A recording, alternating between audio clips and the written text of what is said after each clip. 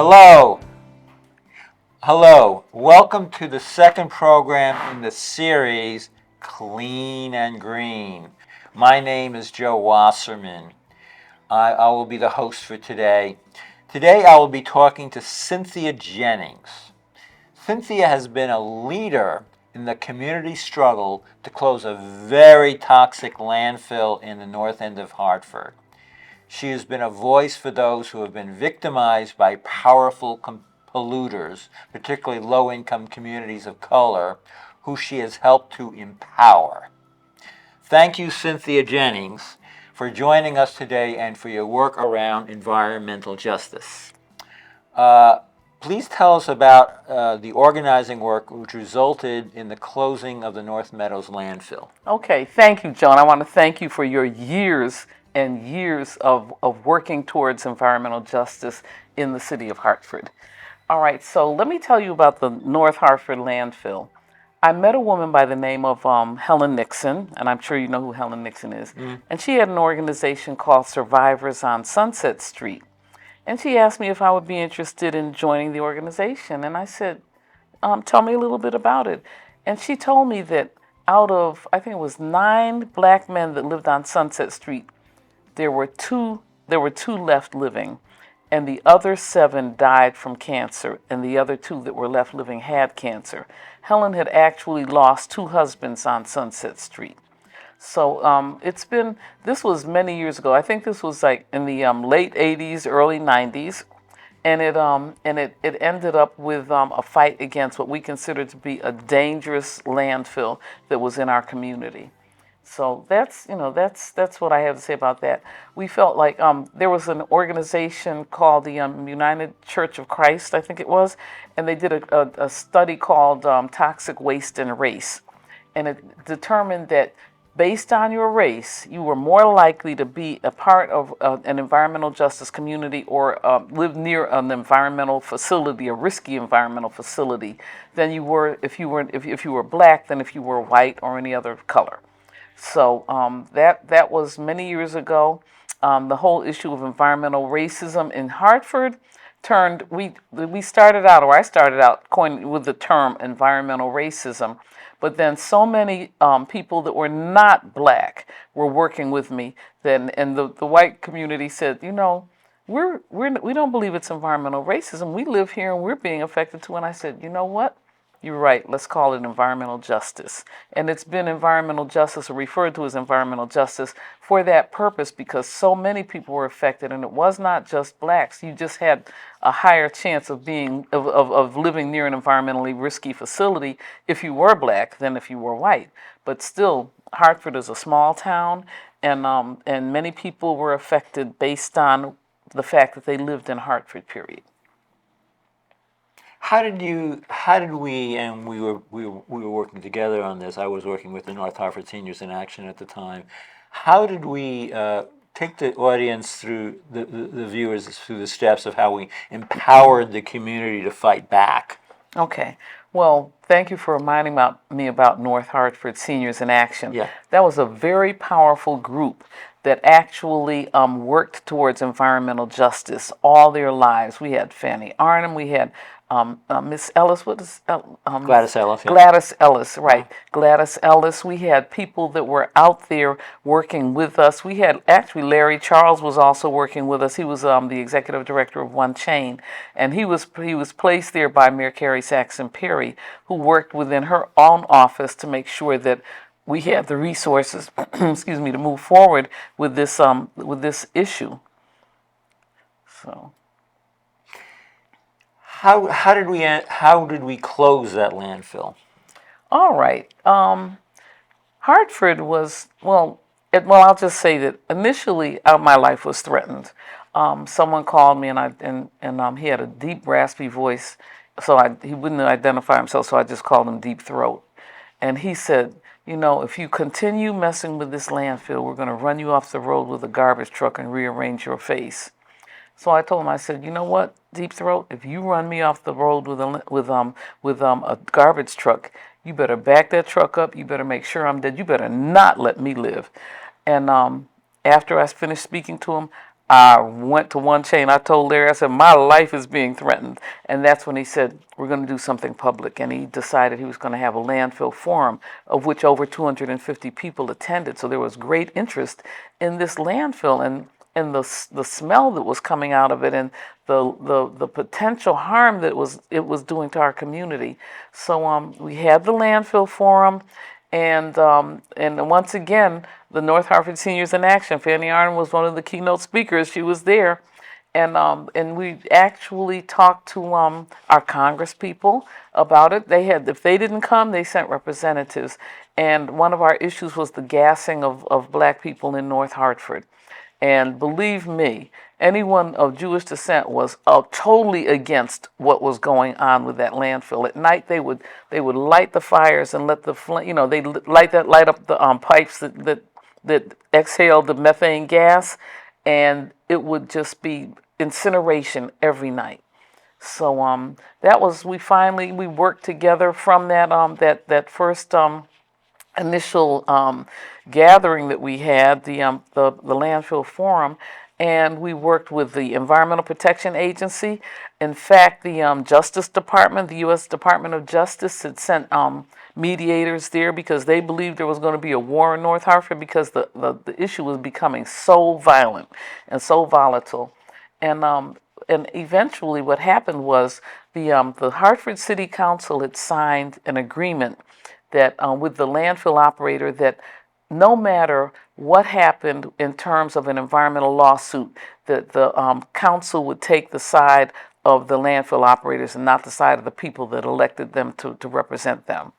So that's how that whole issue was. That was again another volatile issue. We talked about seceding from the city and having North Hartford, and if we were in North Hartford and we owned the landfill, you come in here and instead of having 70 towns plus New York City using that landfill, we would have control over who used it. Mm-hmm. So that's in North Hartford Seniors in Action. There were many organizations, one chain. There were many organizations, churches, community organizations, all came together around the issues that we were facing with the landfill because there was so much illness and there were so many cancer clusters that we later identified. We even had the Centers for Disease Control come in. Dr. Mark Mitchell had the Centers for Disease Control come in and do a scoping study to go door to door to find out who lived near that landfill was sick. And Sharon Lewis was there. She was, at the time, she was in the insurance industry, and her interest was, I was the radical, and I was the flaming radical, really talking about what was going on. But Sharon would always wait to the end and ask them, who is your insurance company? Mm-hmm. And they never wanted to answer that question. Okay. Mm-hmm. All right. So the way what I hear you saying is through unity and through grassroots organizing, the community won. Yes. I know that there was Edith Pastana who was working at what is now DEEP, and she was very instrumental in getting the bureau chiefs who would not return my telephone calls at the time. She brought a van full of bureau chiefs to my house on a Saturday and introduced them to me, and then she said that, you will be talking to the people in the community. You cannot hide from them. They have real concerns and issues. Edith was instrumental, and she's still there at DEEP today in charge of environmental justice. And so there were many things that happened. A lot of churches, community organizations, people were becoming involved because they realized that our very health and our very lives were at risk. We had the highest rate of seniors dying in the state. So, and we could not make the causation issue. We even brought a lawsuit through NRDC or NDRC. It was an organization that was very much involved in environmental work. And when we brought that lawsuit, we actually talked about how we were going to clean up that situation. And the Justice Department sent a mediator every single week for a year and a half to meet with myself, meet with the city manager at the time, and to make sure that we came up with a plan, a written plan. She would write every week, and at the end of the day, she would recap what we needed. And by the end of that, after a year and a half, I guess we had spent all the money they were going to spend to expand, and had them clean up that landfill and then close it down, and then put in place a 30-year closure process to make sure that if something happens within the 30 years, and we're still within that 30-year period, if anything happens with that landfill, the landfill operators would be responsible. So, that was some of the things that we did in order. It definitely took the organization of a whole community. It was the broadest based, most significant organizational movement in the history of the city of Hartford. Okay. Why don't you define environmental justice the way you see it for our viewers? Okay, well, environmental justice is simply a way of making sure that the people that live in a community are involved in the decisions that are based on decisions of what goes into their community, what their children are exposed to, that they have a part in, an equal part in the say because of what happens in their community and what goes into their community and what comes out of their community as well. So it's a way of bringing about involvement of all people and justice in how the monies are being spent and how things are being put into communities. The big problem used to be that we'd wake up and there would be a new environmental facility in Hartford. We had jet engines that used to be fired up, and they were the most polluting things you could have. But if they needed to put energy onto the grid, they'd fire up those jet engines in a heartbeat. And so we were just so exposed to those things. We were exposed to the sewage sludge treatment plant that caught on fire and burned for weeks. And finally, they had to bulldoze the building to put that fire out. We had 70 towns plus New York City dumping garbage in our landfill in North Hartford. And so, we actually had a lot of, we had interaction with New York City because New York City was going to close down their landfill, Fresh Kills landfill, and just dump in North Hartford. And we fought them for a long time, and that was before 911. And after 911, they did not close down Fresh Kills landfill. And in 911, that's when they dumped the dead bodies and body parts in the Fresh Kills landfill. Those body parts could have been in North Hartford.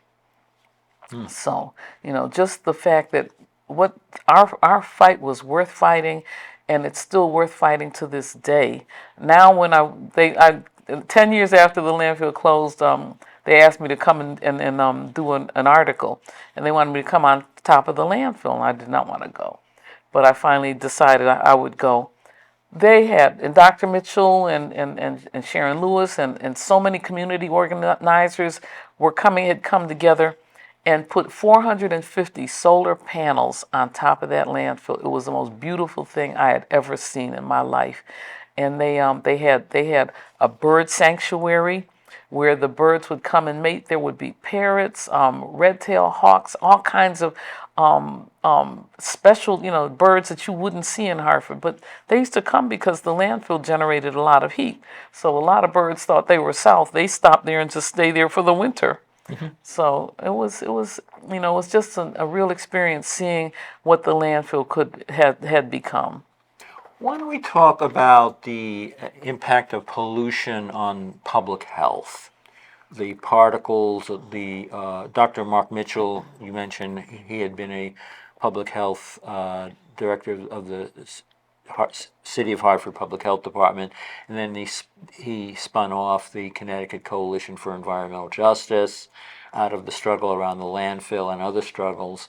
But help the audience understand the impact of these very high pollution levels on people's health. Okay, well, let me start with particulates, little particles that have, they may have carcinogenic agents attached to them, And when these trucks came through, and there were like 400 to 700 trucks a day bringing garbage to the landfill, they put out diesel fuel.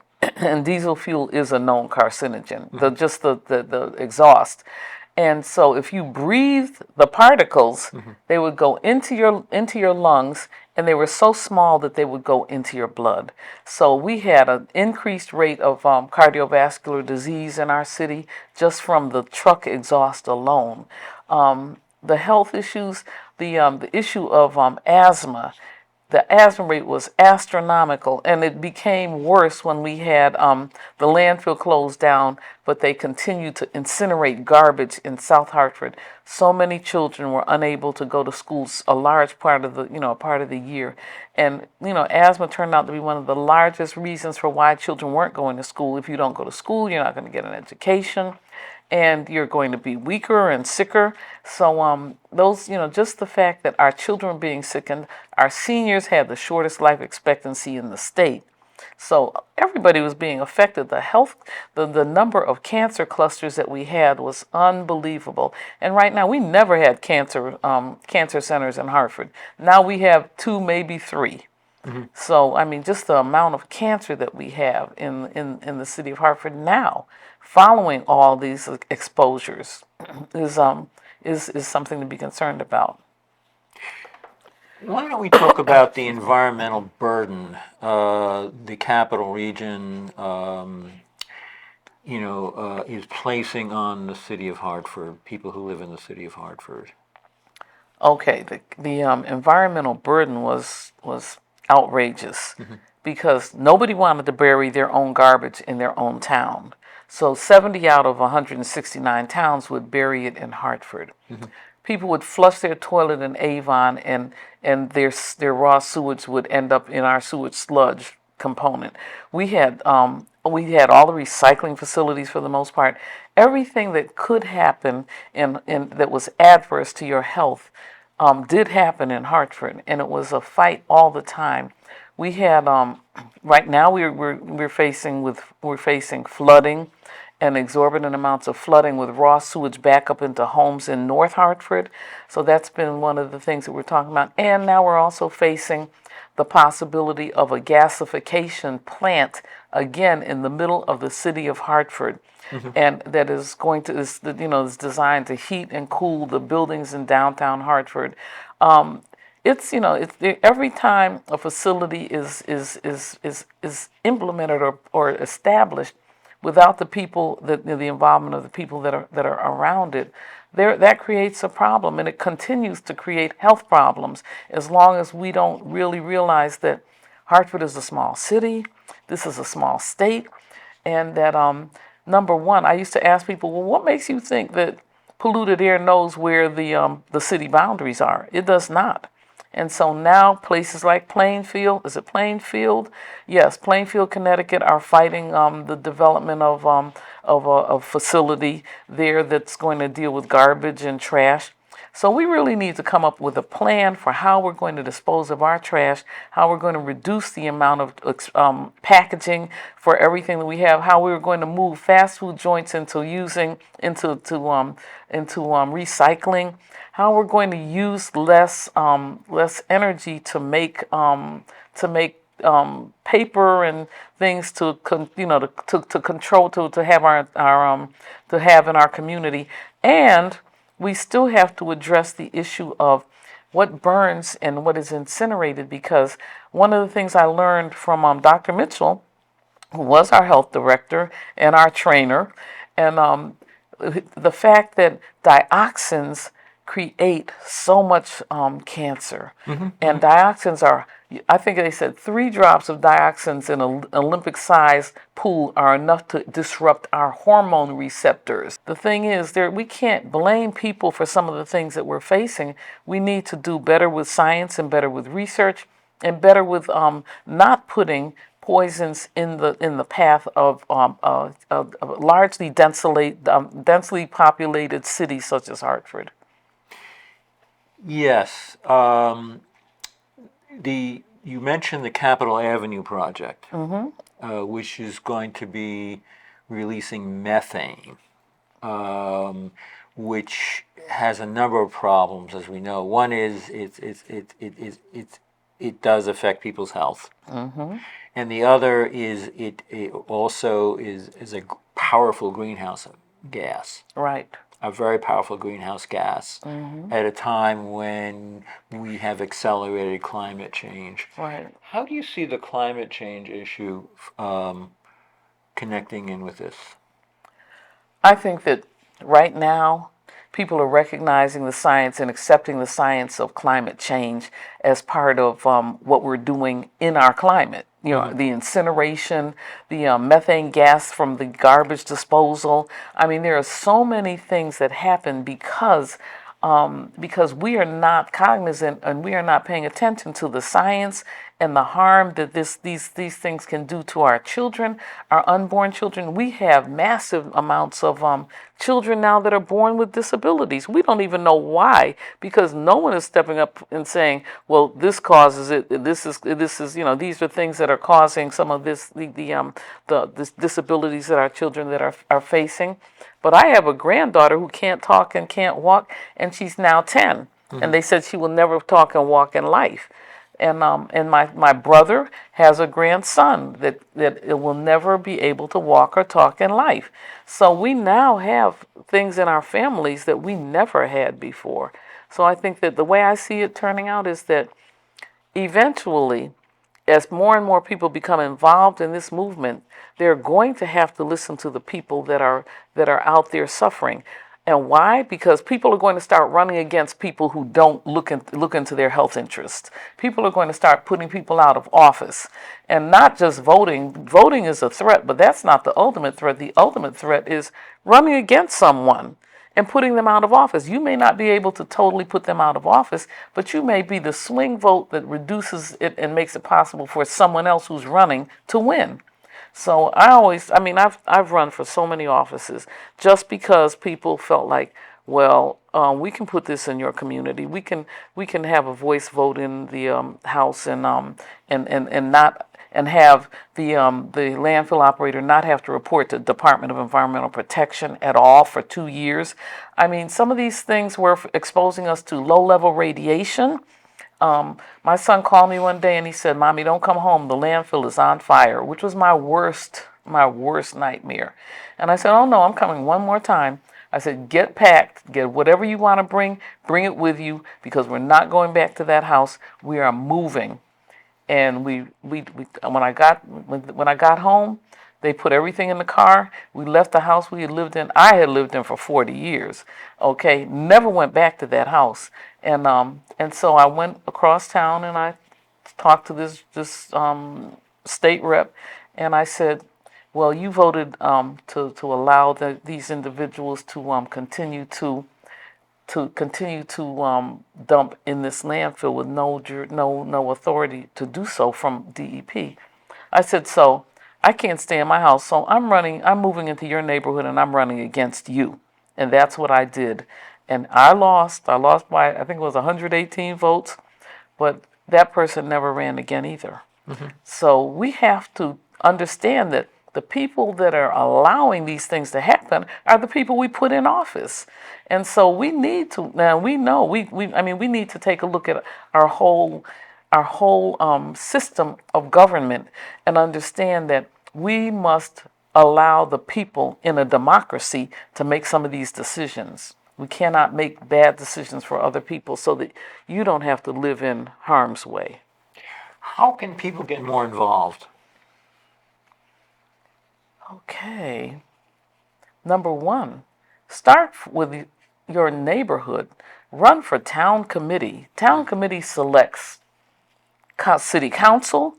They select they select senators, they select representatives, they vote on the governor. So, and they vote on your mayor. So when you think town committee is a low-level race, no, it's not. It's a race that affects every single elected official and who gets to serve. And you get to talk to people and find out how you are going to, what their position is on certain things. I suggest that people get involved in testimonies, like they keep track of what's being talked about, and if it's something that affects your community, going out and testifying either for it or against it. But get involved. It's very important. I mean, I would not have been involved in any of this if it hadn't been for Mayor Carrie Saxon Perry, who took me under her wing when I was 17 and actually made sure that I got not just involved. I dropped out of high school. She made sure I got an education. She made sure that things happen. Make sure that every single young person in your community has at least one mentor that looks out for their best interest, because when they become teenagers, their parents a lot of times don't even want to talk to them. I mean, I had a hard time talking to my kids. And also participate in counseling and things for your children and yourself if you need it. And I did for 8 years. So I mean, there's things that you have to do in order to make your family healthy, and then also right now they have AI.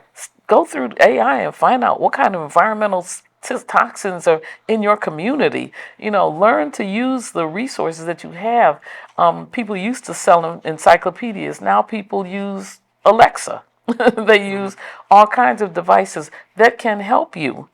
So, and also pay attention to the air quality and make sure that you understand what it means. And if not, talk to Alexa, talk to Google.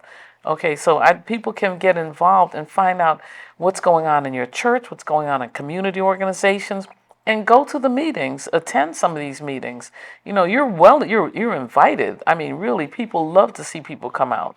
So I think it's important that people understand that as adults in this community, they have a responsibility to protect themselves and not to allow other people to make decisions for them.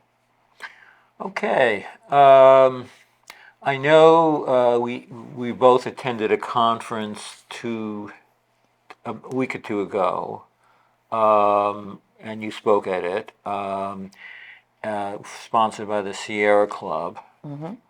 Um, and so, I mean, one way is for people to get involved with this is to connect with the work of the Sierra Club. Oh, absolutely. I mean, they have Alicia Jenkins. She is something else, and Yeah. she wants people to get involved. Pay attention to what press conferences are taking place. Just Google the Sierra Club and introduce yourself and tell them you want to see what you can do to help. These organizations need people to come out and participate, because if not, that organization will be will be attempting to stop some of the major poisons that are coming into your community, and you and your children can go out. I mean, people bring their children to these events, and you learn a lot. Children learn a lot about you have a right to peacefully redress your government. And I ask people to take advantage of that all the time. Peacefully redress your government. I know I used to hand my business card out at churches and things, and at events, and I would tell people, if you get arrested for peacefully redressing your government, absolutely call me, and I will be out there to get you out. And I've done it. I think that persistence is what's needed. It's what's needed in our work. We're going to wrap up now. I think what's the major takeaway that people should take away? That you are not safe if you don't understand what's going on in your community. You're not safe if you don't understand what's in the air you breathe, the water you drink, the food that you eat. Stay on top of those things, and stay on top of what's going to happen to your health if you are affected by some of these things and you don't reduce it. I mean, for me, you have no idea how many air filters I had in my house for so long when that landfill was active, because I was scared that I was going to end up with something that was going to kill me. And I did end up with a few things that could kill me. So you better just understand that it's your job to protect your children, to protect your community, and protect your family. Yes, and we need to get organized. I think the antidote to what's happening at the national level we didn't get into the attacks on environmental justice with the Trump administration, but the antidote is that get organized, talk to your neighbors, contact groups like Sierra Club around the environment, Thank you, Cynthia, and thank you, viewers, for your hearing out what we have to say. Thank you.